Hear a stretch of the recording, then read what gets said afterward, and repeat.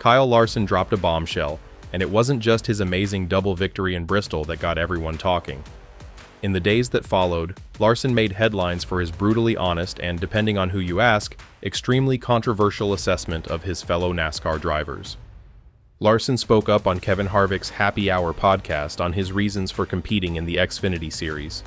Larson, who had recently led 277 of 300 laps in Saturday's Xfinity race and 411 of 500 in Sunday's Cup race, for a total of 688 of 800 available laps, said the silent portion aloud.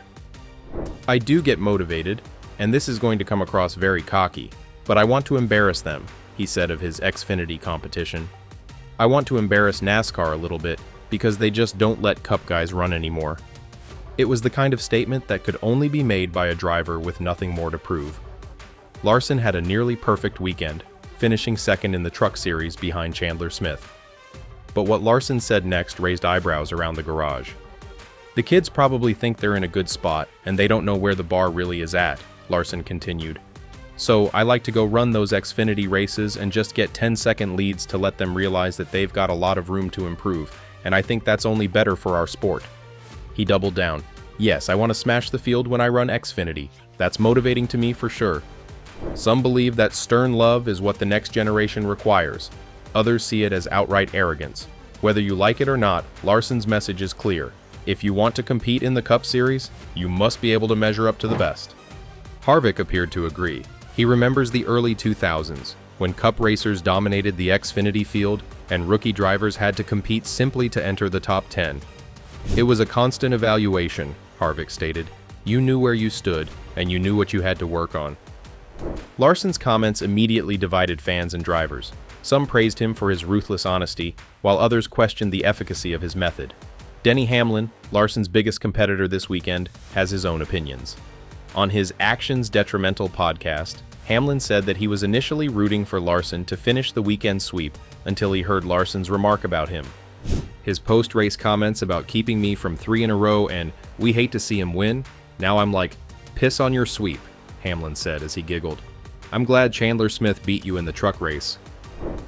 The friendly competition between Hamlin and Larson fuels an already raging fire, but Hamlin also highlighted NASCAR's flaws, notably the next-gen car. According to Hamlin, the underlying issue in Sunday's race went beyond Larson's dominance. It was the race product itself. "They just didn't do enough testing," Hamlin said.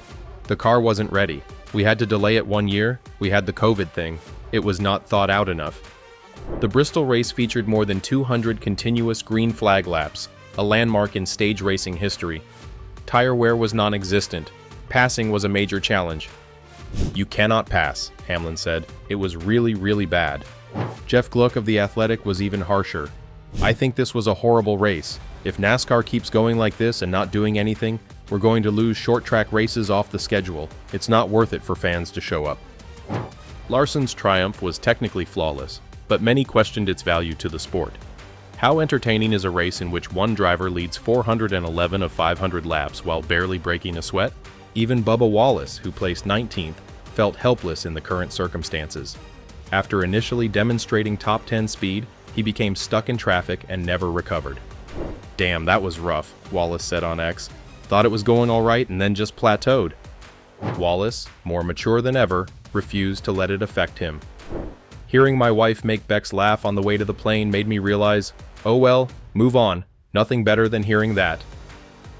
Wallace's tenacity exemplifies the evolving mindset of some of NASCAR's younger drivers. However, it fails to address the series' main faults. Larson's dominance, while commendable, highlights a structural flaw in the current approach to competition and progression between series. NASCAR's decision to limit Cup driver participation in Xfinity and truck races was designed to help younger drivers grow. But if they are not being pushed by the best, can they truly improve? Larson says no. He believes that part-time participation by Cup stars gives a true benchmark for newer drivers, and his own accomplishment is impossible to argue against. When Larson enters an Xfinity vehicle, the focus turns from who is in second place to how far behind they are. At Bristol, Chandler Smith was the only one who prevented Larson from completing the unusual triple. Larson may have laughed it off, but it clearly burned him. His post-race remarks regarding Hamlin reflected a mix of pride and provocation. "You know, if Denny's in front of me, it could be a totally different story and be really hard to pass him," Larson was saying. "Glad to stop his three-peat. We hate to see him win, as I'm sure you guys do too." Smith's Truck Series victory cost Larson the sweep, but it may have also served as a reminder that the field isn't without defense. While Larson remains an unstoppable force, the drivers he's trying to embarrass are watching, researching, and waiting for their turn. Meanwhile, behind the scenes, NASCAR is under pressure to improve the next-gen car, especially on short tracks. Hamlin expressed hope that it is fixable, but only with teamwork. "We can fix this car. The teams can fix this car," Hamlin said. "We just got to get with the drivers, get in a room and figure out what do you fight, why can't you pass, and then come up with some remedies." The next-gen platform was created to level the playing field and bring greater parity to the sport, and in some circumstances it has. But Sunday's race shown that on short tracks, it causes more issues than it solves. With drivers, fans, and insiders all expressing unhappiness, NASCAR must choose whether to listen or continue down its current path. Because right now, even one of the world's best drivers, Kyle Larson, is using his platform to make a point rather than simply dominating. So what comes next? Will Larson's words cause meaningful change in the Xfinity Series, or will they simply widen the gap between veterans and up-and-comers? Will NASCAR improve its short-track racing product before more fans tune out? Surviving a 10-second gap to Kyle Larson may be your only chance to establish yourself. Are we creating stars, or only spectators?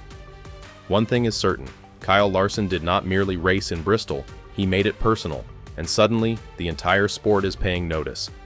The bigger question today for NASCAR is whether the system itself demands significant modification.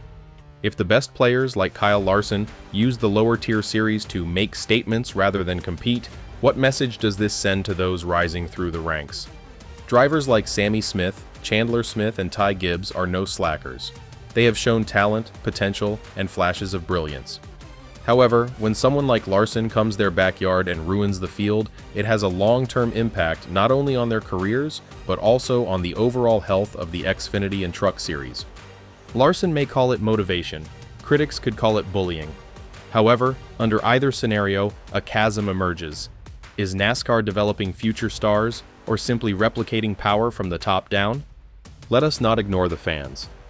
While some praised Larson's Bristol Blitz as a masterclass, others left early or went on their phones, missing out on a race that felt more like a coronation than a competition.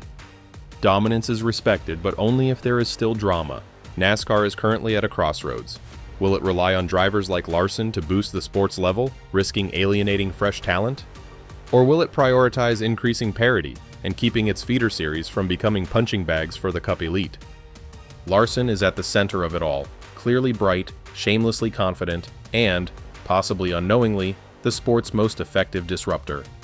Whether he's in the Cup garage or doing laps around the Xfinity field, one thing is certain: Kyle Larson isn't just out to win, he aspires to change the sport. And the rest of NASCAR must decide whether it is ready to stay on top.